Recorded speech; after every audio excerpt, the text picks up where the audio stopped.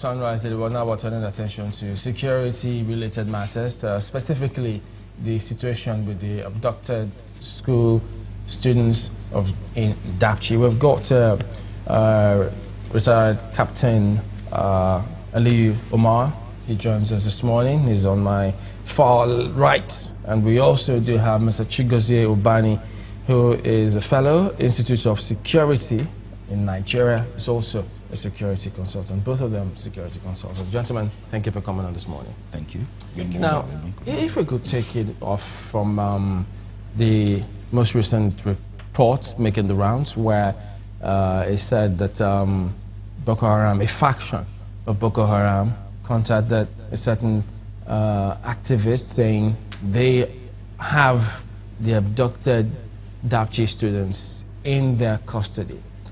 And the response that some have about this is, well, okay, how do they internalize this? But how should the government, if they were to take this as authentic, assuming they were to take it as authentic, how would you recommend the government respond to this kind of narrative?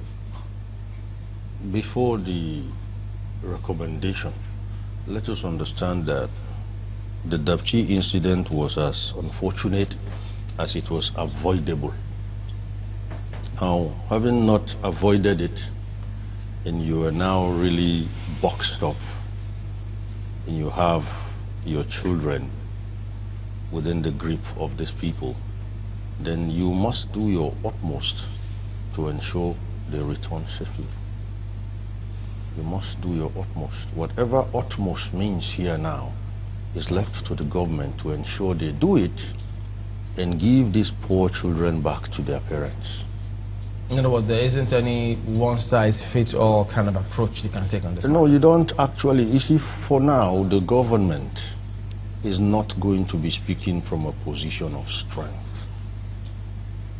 Okay, it's not going to be. They're not going to be speaking from a position of strength.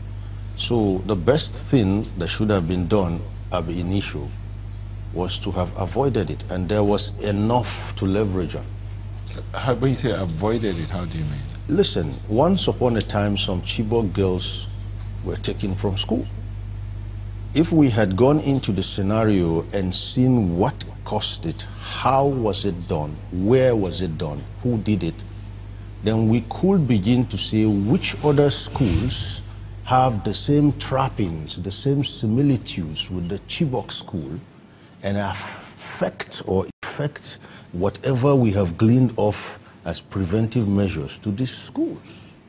That's how you improve, that's how you learn. There has to be some process assets from that unfortunate event in Chibok. So as my French brothers say, le premier gaou n'est pas gaou, c'est le deuxième qui est gâtard. You know what that means? The first fool is not a fool. It's the second time fool that is a fool. Once bitten, it should be twice shy. That's why I say it was avoidable. What do you think of this? First of all, let us continue to sympathize with the families who are traumatized, the children whom we don't know where they are, working and praying that someday we will have a government that will empathize with them and then take things a bit more seriously. It is unfortunate that when things like this happen, nobody resigns, nobody is fired.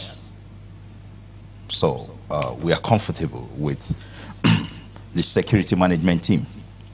In some other climes where premium on life of the citizenry is high, some bots would have been fired and some will be in serious trouble by now. I believe that after the Chibok incident, that we should have learned some lessons. Ask me what I would have done differently if I were in charge, or if my opinion was to be taken seriously. I would have done vulnerability assessments of schools within the territory, within the area, and possibly collapse some of these schools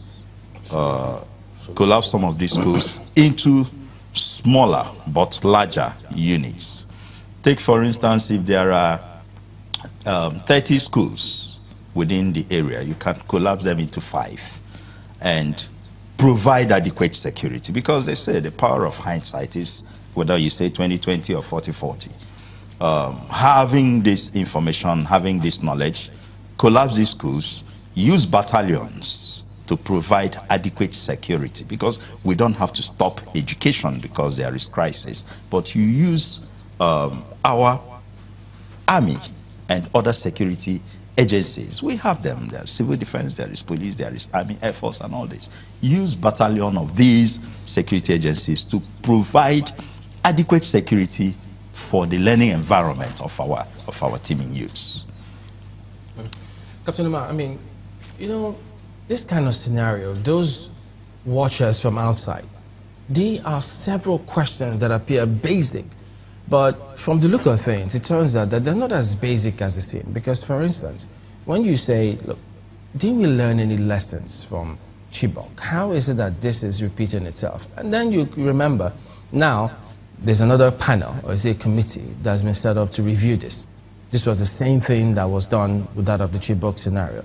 And what happened to the report, nobody knows. I think it's still gathering dust somewhere.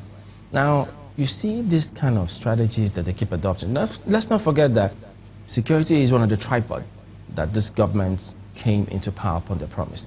And in spite of all that we've done, why does this seem intractable?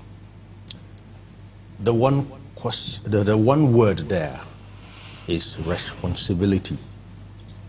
There is an absence of responsibility. Put another way, zero consequences. Okay?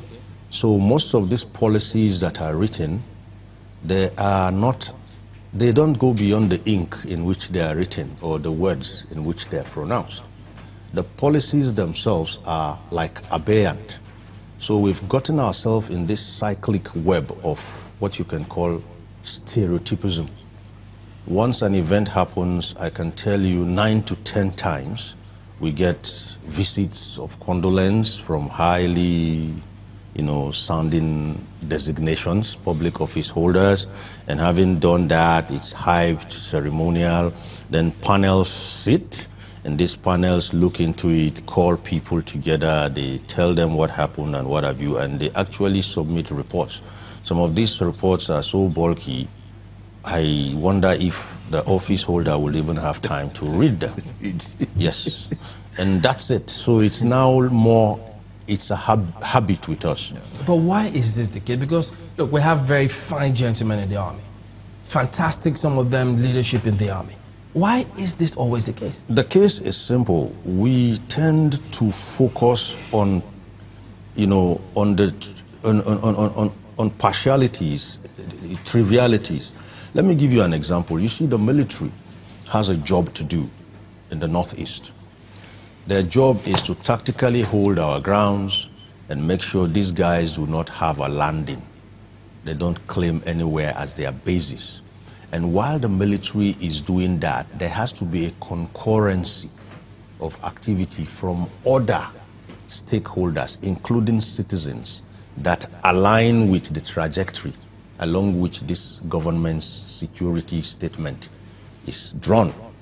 So what we are looking at is what will now be the role of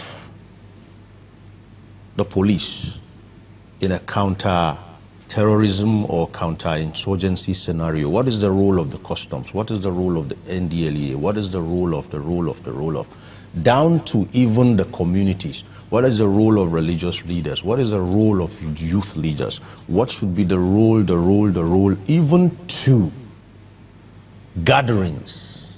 I spoke about blueprints a long time ago.